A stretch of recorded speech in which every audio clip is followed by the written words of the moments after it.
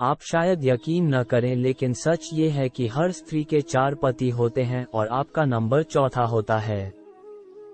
दोस्तों, स्त्री के चौथे पति अर्थात वर्तमान पति से पहले 3 पति कौन और क्यों होते हैं, ये हम आगे इस कहानी में सुनेंगे। दोस्तों, विवाह 2 लोगों के बीच के रिश्ते को सामाजिक और धार्मिक मान्यता देना है।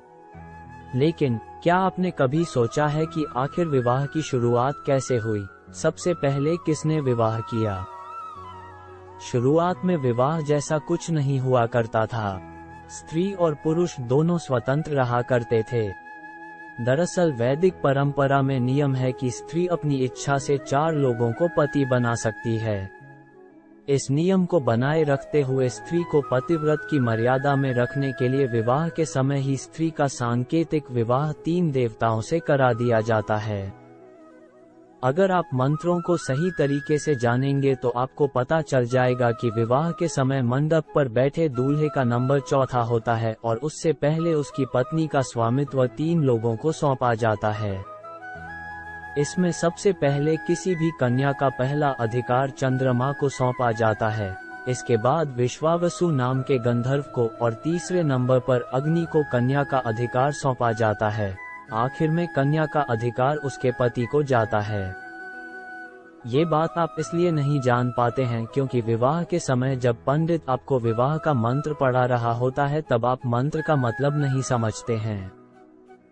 वर्तमान में ये समझ पाना और भी मुश्किल तब हो जाता है जब हम विवाह जैसे महत्वपूर्ण विधि को बहुत जल्दी में पूरा कर लेना चाहते हैं। इस वैदिक परंपरा के कारण ही द्रौपदी 1 से अधिक पतियों के साथ रही। फिर भी कर्ण ने द्रौपदी को वेश्या कहकर अपमान किया, जिसकी एकमात्र वजह थी द्रौपदी ने उस समय की व्यवस्था से आगे बढ़कर 5 पुरुषों को अपना पति स्वीकारा था। अगर द्रौपदी 4 पुरुषों की पत्नी होती तो उस समय के नियमानुसार वह न्यायसंगत और सामाजिक रूप से स्वीकृत होता और कर्ण उन्हें वेश्या नहीं कह सकता था। स्त्री के 4 पति हो सकते हैं। इस व्यवस्था की शुरुआत करने वाले या यूं कहें वैवाहिक व्यवस्था को स्थापित करने वाले उद्दालक ऋषि के पुत्र श्वेतकेतु थे।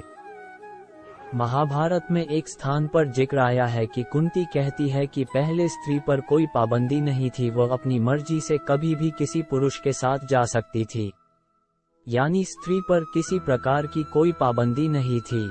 लेकिन धीरे धीरे अधिकारवाद का जन्म होता गया और स्त्रियों की स्वतंत्रता को कम किया जाने लगा। शुरुआत में विवाह जैसा कुछ नहीं हुआ करता था। स्त्री और पुरुष दोनों ही स्वतंत्र रहा करते थे। इस संबंध में महाभारत में एक कथा है कि एक बार उद्दालक ऋषि के पुत्र श्वेतकेतु ऋषि अपने आश्रम में बैठे हुए थे। तभी वहां एक अन्य ऋषि आए और उन्होंने अपनी माता को उनके साथ आलिंगन करते हुए देख लिया। ये सब देखकर श्वेत ऋषि को बहुत गुस्सा आया। उनके मन में ये सवाल आया कि वह अपने पिता के पुत्र हो भी सकते हैं कि नहीं। उसके पिता ने उन्हें समझाया कि प्राचीन काल से यही नियम चलता आ रहा है। उन्होंने आगे कहा कि संसार में सभी महिलाएं इस नियम के अधीन है। श्वेत ऋषि ने इसका विरोध करते हुए कहा कि यह पाशविक प्रवृत्ति है, यानी जानवरों की तरह जीवन जीने के समान है। इसके बाद उन्होंने विवाह का नियम बनाया। उन्होंने कहा कि जो स्त्री विवाह बंधन में बंधने के बाद दूसरे पुरुष के पास जाती है तो उन्हें गर्भ हत्या करने जितना पाप लगेगा। इसके अलावा जो पुरुष अपनी पत्नी को छोड़कर किसी दूसरी महिला के पास जाएगा उसे भी इस पाप का परिणाम भोगना होगा। साथ ही उन्होंने कहा कि विवाह बंधन में बंधने के बाद स्त्री और पुरुष अपनी गृहस्थी को मिलकर चलाएंगे। उन्होंने ही यह मर्यादा तय कर दी कि पति के रहते हुए कोई स्त्री उसकी आज्ञा के विरुद्ध अन्य पुरुष के साथ संबंध नहीं बना सकती है। जीवन भर पत्नियां अपने पति के अधीन रहेंगी। राधे राधे। जय श्री कृष्णा।